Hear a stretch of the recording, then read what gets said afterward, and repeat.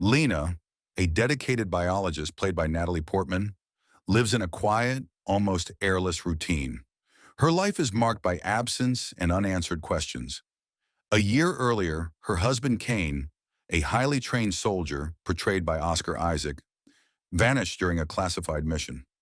No one knew where he went. No one came back to tell the story.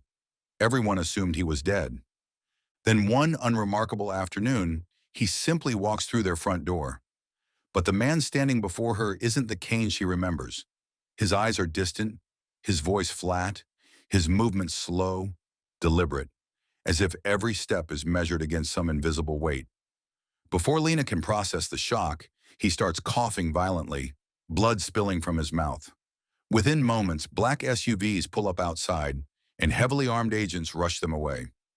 At a secure government facility, Lena learns the truth. Kane had entered something called the Shimmer, a strange, expanding phenomenon that appeared after a meteorite struck a remote lighthouse on the coast. Its borders glow faintly, like a translucent veil of light. Inside, the laws of nature twist and mutate. Every team sent in has vanished. No one has ever come back, except Kane. Yet his survival feels more like an omen than a miracle. Determined to understand what happened and desperate to save his life, Lena volunteers for the next expedition. The team is composed entirely of women, each carrying their private wounds. Leading them is Dr. Ventress, a calm yet enigmatic psychologist whose urgency hints at unspoken reasons. Alongside her are Anya, a paramedic with a sharp, volatile edge, Cass, a geomorphologist marked by quiet grief, and Josie, a reserved physicist who hides her anxiety behind a soft voice. None of them is here by accident. Crossing into the Shimmer is like stepping into another world. The air feels heavier. Colors are unnaturally vivid, as though reality has been refracted through a prism. Time loses its grip. They can't tell if hours or days have passed. GPS fails. Compasses spin. Even their sense of direction begins to unravel. And the deeper they go, the more they realize the Shimmer doesn't just change the landscape, it starts changing them. At first, the mutations are almost beautiful. Vines curl into spirals, weaving through the ruins of houses and rusting playgrounds, as if the plant life is copying human architecture.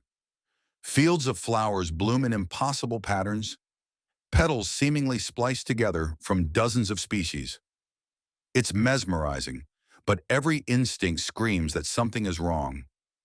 Their first encounter with danger comes in the shallows, a massive albino alligator lurking just beneath the surface. When it attacks, Lena sees something impossible. Its teeth are serrated like a shark's. Its DNA has been refracted, fused with another predator. After a violent struggle, they kill it, but the message is clear. Nothing in here follows the rules. Fear starts creeping in. In an abandoned military outpost, they find a camcorder with disturbing footage. Kane's previous team dissecting a soldier while he's still alive. His intestines twist and writhe like serpents. Cass tries to explain it away as parasites, but Lena knows better. This is biology rewritten from the inside out. That night, something circles their camp. The sound it makes isn't an animal's growl. It's a human scream, deep and drawn out. When it finally appears, they see a bear-like creature, its skull half exposed, fur clinging in ragged patches. And when it opens its mouth, they hear Cass's voice, her final scream, preserved and repeated as if the creature has absorbed it along with her life.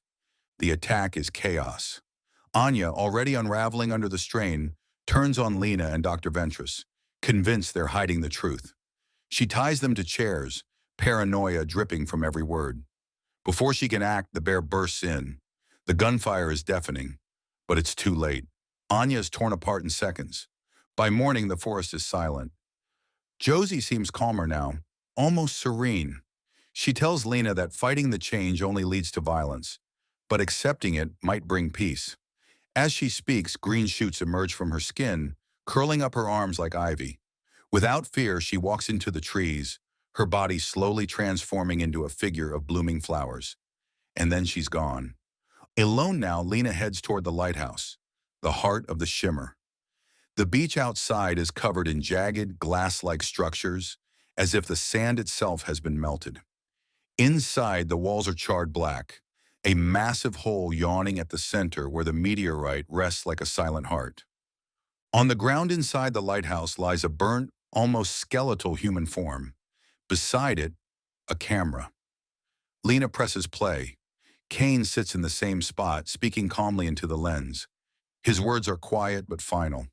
He admits he's no longer himself, then hands the camera to someone who looks exactly like him. Without hesitation, Kane pulls the pin on a phosphorus grenade. The flash is blinding, and when the light fades, he's gone. Nothing left but charred remains. Lena looks up from the footage to see what was behind the camera. Standing in the shadows is a figure, not human, but not entirely alien either. Its surface shifts like liquid metal, mirroring her every move with perfect precision. When she steps forward, it steps forward. When she breathes, it breathes. It doesn't attack. It studies. It learns. The two of them move in a slow, suffocating dance, each motion a reflection of the other. Panic builds. Every step Lena takes feels like her own identity is being stripped away from her. In a desperate move, she pulls the pin on another phosphorus grenade and presses it into the creature's hands. The entity mimics her and seals its fate. Flames erupt, racing through the chamber, spilling out onto the glassy beach outside. The shimmer begins to collapse, its strange beauty burning away in a flood of white light. Lena wakes in the facility. Kane, or something that looks like him, is lying in a medical bed, recovering. She tells him the shimmer is gone. He looks at her, confusion in his voice, and asks, "Are you Lena?" She doesn't answer. They embrace, but in that moment, his eyes catch the light and shimmer faintly. The camera lingers on her face, revealing the same glow in her own. From here, the film doesn't end. It shifts. In the days after her return, Lena notices the world outside feels slightly different. The air is clearer, the colors sharper, yet she feels something inside her has changed. Doctors run endless tests but find nothing, or at least nothing they're willing to share. Kane remains distant, fragmented. When their eyes meet, it's not the same recognition as before. It's something new. Rumors circulate among the scientists. Some believe fragments of the Shimmer's genetic process are still alive inside Lena and Kane, dormant but waiting. Others think the Shimmer was never truly destroyed, just transformed, migrated into two human hosts. At night, Lena dreams of glass beaches, blooming forests, and an endless horizon of refracted light. In those dreams, she isn't afraid. She feels connected, not as a human, but as something larger, something woven into everything around her. The dreams stay with her after she wakes, like memories she didn't live. The final image is quiet but deeply unsettling.